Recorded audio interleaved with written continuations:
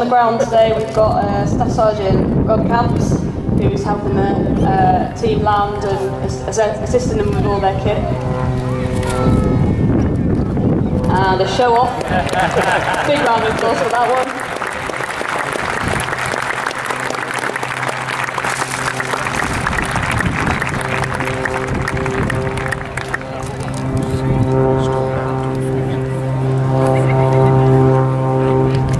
Now, as you can see, this tank's actually been rebuilt. It was rebuilt by Bob Grundy and has a new engine. It goes a little bit faster than the original, which could do about 8 miles an hour on a good day. It has totally exposed tracks. It carries a crew of 2, a driver and a machine gunner in the turret. It carries a single Vickers machine gun in the turret. That's all the firepower it has. But the one thing that really was in its favour, besides the fact it was fairly reliable, is it had very thick armour. It was very difficult for the Germans to penetrate with any of their regular anti-tank guns. Powered by a Ford V8 engine, with an ordinary 4-speed gearbox, like a lorry gearbox in fact, so once you're used to driving a motor vehicle in those days, this thing wouldn't have been too difficult. But the exposed tracks make it look terribly old and terribly vulnerable. The suspension consists of clusters of little bogie wheels on springs, but there are 4 complete bogie units attached to the hull, 2 on each side. The drive sprockets, that's the tooth, was designed by Vickers Armstrong, who were renowned for the quality of their tanks. They tended to keep it in production for a lot longer than was good for it. So it was really, as it got later on, being outclassed by more modern tanks. The driver sits in the front on his own in a very narrow cab, and then you have 2 men in the turret, the commander and the gunner. The commander also acts as the loader, while the gunner aims and fires the gun.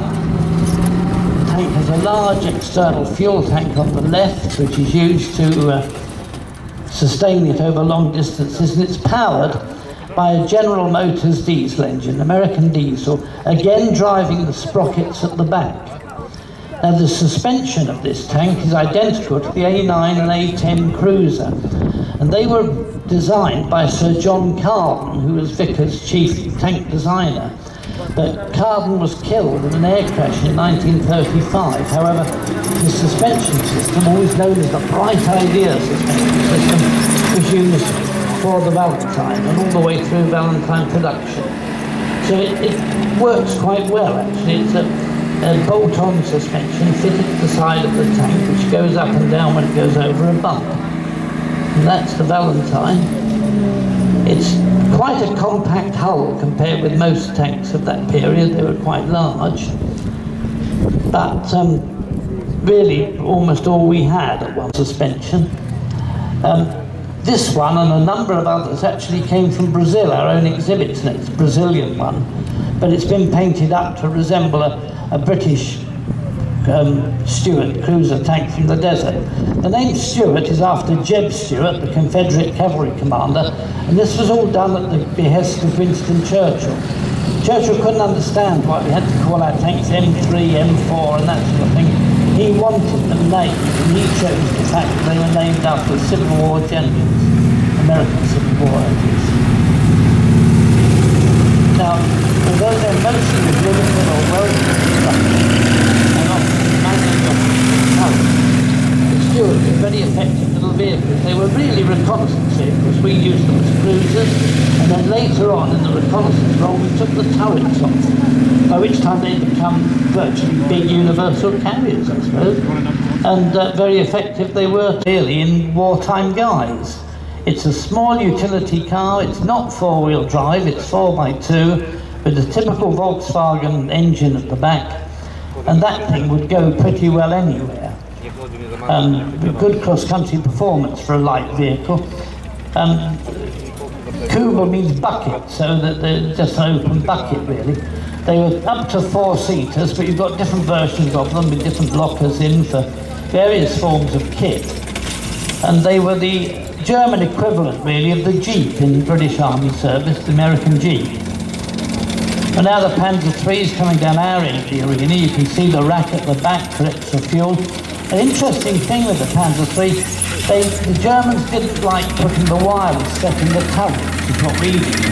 So the aerial was on the right-hand side of the hull and usually laid flat because it got in the way of traversing of the turret. Got open doors on the sides of the turret so that you could stay fairly well ventilated in desert conditions. But they also served on the Russian front and, of course, in Northwest Europe, although by the end of the war they were getting a bit long in the tooth. Still an excellent all-round tank in many respects. The Kettenkrad, a bit of a novelty, and really incredibly expensive. When you see the trouble they went to with ball-bearing races in the tracks and so on, you wonder why they bothered. And then the Kubel, a good, functional, excellent little cross-country vehicle. Quite an interesting selection there. Really quite amazing to see so much German kit on the move. And although the Germans only built about 1,300 of them in all, you can see why most Allied crews were very nervous of them, and rightly so. There are instances of British and American tanks taking out Tigers. In fact, we had a chap who used to come here regularly who, in a Sherman Firefly, knocked out 3 Tigers, but that would be the exception. Normally it was the Tiger that had the winning hand and knocked out anything at ranges that we couldn't fight back at. But the Tiger is really a very, very impressive vehicle. Of course, very heavy, but quite a sight to see. It's got a power-operated traverse to the turret. Requires a crew of 5. That's 3 men in the turret and 2 in the hull. 1 the driver in the hull, and to his right would be a man operating the hull machine gun and operating the radio. But just watching that suspension is quite something. You can see how it churns up the mud, and the suspension reacts to the bumpy ground.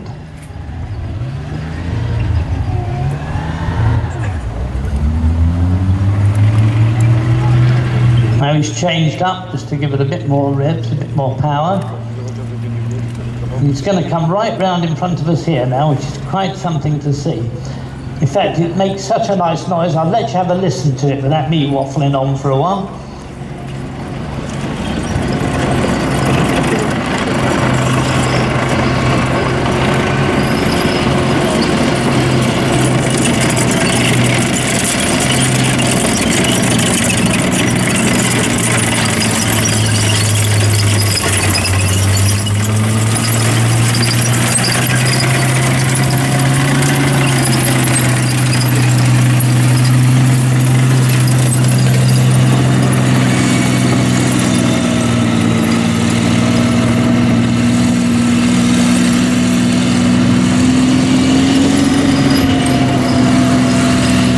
One thing I ought to say, although we went to vast expense to restore the Tiger to running order, and I mean vast expense, it cost a small fortune, it's still using the same engine and gearbox that the original Tiger used, although we did actually have to modify the engine a bit. But it's basically as it would have been in 1943. That particular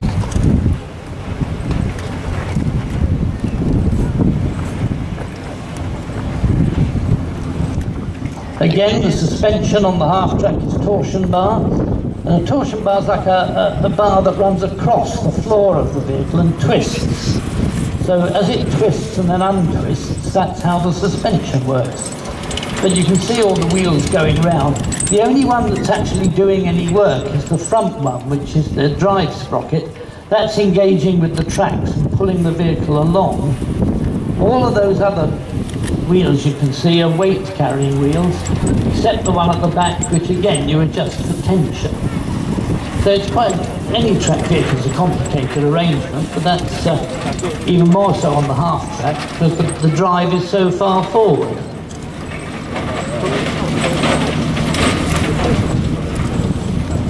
The top of the range, actually, of the German half-tracks was an 18-tonner. They were used as recovery vehicles for the Tigers. But they were even bigger than the 12-tonner. The 12-tonner was the next one down the list. And they went right down. It's powered by a Rolls-Royce Meteor engine, has Christie suspension, and a fully welded hull. Comet was taken into service right at the end of the war. Here's the noise of that Rolls-Royce engine as it goes round. A very effective tank indeed. But post-war years, TA and that sort of thing. But not quite what we were coming up with after the war, but still not a bad tank at all. Here he is going over the bridge.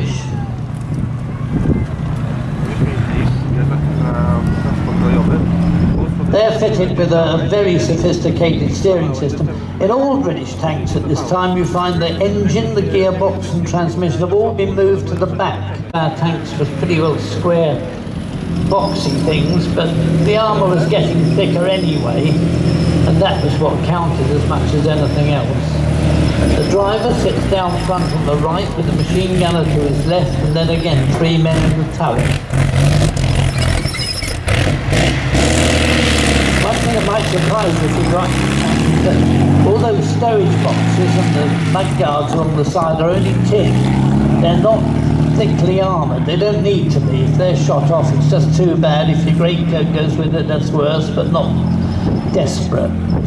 So that was what they did. They tended to make the bits that had to be armoured to protect the crew. Built it had the 17-pounder. It was then upgunned to the 20-pounder. It was an 83mm gun that they used during the Korean War. Then it went up to another 20-pounder with a structure on it, and then latterly with a 105mm gun. Very effective tank, powered by a Rolls-Royce two-door engine again, but now with a horsepower type. The second vehicle following it round was Swedish, the Centurion, CRV-104. The Swedes modified the tank in many ways, but still kept the essentials of the Centurion together. And one of the things I think probably that makes the Centurion so successful is that in a number of countries, notably Israel, South Africa, they've modified the tank very successfully and been able to build it up quite well. And that's given it a tremendously long life. With the British Army, Centurion fought in Korea, in Suez, and with the Australians in Vietnam. And of course with the Israelis it fought all over the world, all over the Middle East I should say, against their enemies, but they modified the tank considerably over the years. Arguably probably one of the best tanks we ever built. After that we tended to get a bit seduced by size and technology, but Centurions are basically simple as a tank, as you'd find out if you had to drive it, because changing gear and operating the clutch and that sort of thing are really hard work and require a lot of skill. Again, down the side, you'll see the tank fitted with skirting against covering the suspension. That's been put there really to follow cars.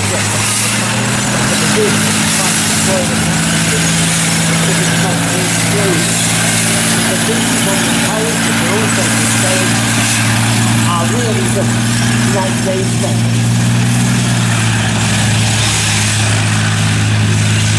They're fitted normally with metal pin-jointed tracks, but latterly they have what they call hush-puppy tracks, which have rubber blocks on, and they were used to rather stop chewing up the roads of Germany, because that's where we were using them quite extensively. But really a chance to see Centurion in action is always a treat.